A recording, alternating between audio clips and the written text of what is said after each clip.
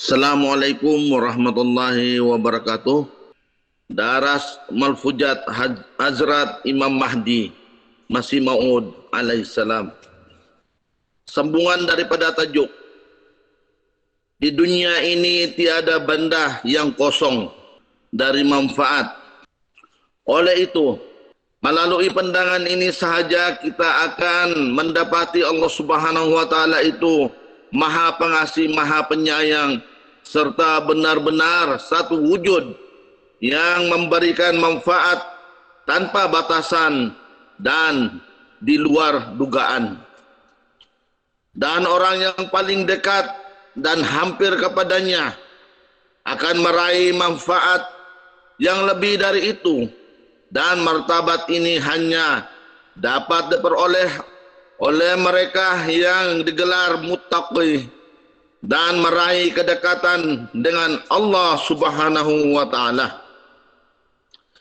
Apabila seorang muttaqi semakin dekat kepada Allah Subhanahu wa taala, dia akan memperoleh sebuah nur hidayah yang menerangi ilmu dan akalnya dengan cara yang istimewa. Dan semakin dia menjauh dari Tuhan, kegelapan yang membinasakan akan menyelubungi hati dan fikirannya, sehingga dia menjadi hina dan binasa dengan menjadi contoh kepada ayat ini dalam surah Al-Baqarah ayat 19 yang berbunyi, A'udzu billahi minasy syaithanir rajim. Summun bukmun umyun fahum la yarji'un. Maksudnya tuli, bisu dan pekak.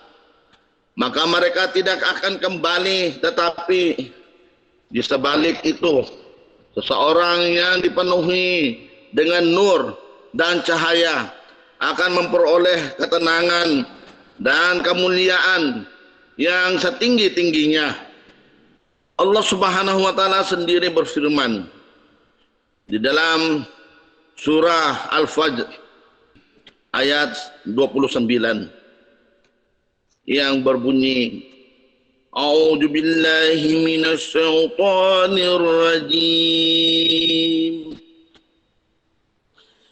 Ya ayyuhan nafsul mutmainnah, irji'i ila rabbiki radiyatan mardiyah. yakni wahai jiwa yang tenang dan kemudian mendapati ketenangan bersama Tuhan. Sesetengah orang memperoleh ketenangan dan kepuasan secara zahir daripada pemerintah. Sebahagiannya pula mendapatkan ketenangan dari kepuasan melalui harta dan kehormatannya. Sementara yang lain pula kelihatan tenang secara zahir disebabkan oleh melihat kecantikan dan kepintaran yang terdapat dalam anak keturunan mereka. Tetapi keseronokan duniawi yang berbagai ini tidak dapat memberikan manusia ketenangan dan kepuasan yang sebenar. Sebaliknya, ia hanya menciptakan kehausan dan keinginan dengan menimbulkan ketamakan yang tidak suci. Dahaga mereka tidak pernah hilang seperti penyakit istiqoh, yaitu di dalam kurungan, penyakit yang senantiasa dahaga, sehingga membinasakan mereka. Walau bagaimanapun, di sisi Allah Subhanahu wa taala berfirman tentang jiwa yang telah memperoleh ketenangan dalam wujudnya. Tahap ini boleh dicapai oleh manusia. Dalam keadaan ini, walaupun dia memiliki kekayaan dan kemewahan serta kehormatan dan kemuliaan duniawi, kegembiraannya hanya pada Tuhan sahaja. Perhiasan ini, dunia ini, dan segala tarikannya bukanlah sumber kebahagiaan sebenar baginya.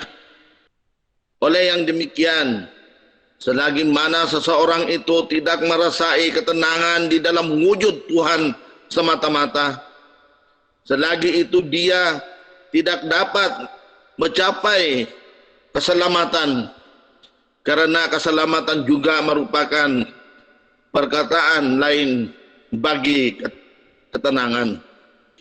Tanpa nafs mutmainnah, insan tidak dapat meraih keselamatan.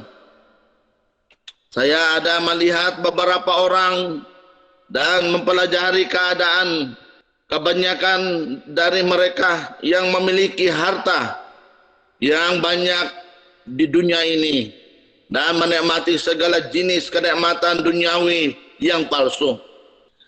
Apabila mereka hendak mati dan mengetahui bahwa mereka hendak meninggalkan dunia ini, dan di samping itu akan berpisah dengan benda-benda itu serta akan pergi ke alam lain, api penyesalan dan keinginan yang tidak munasabah pun menyala ke atas mereka, dan perasaan duka lara menghantam mereka.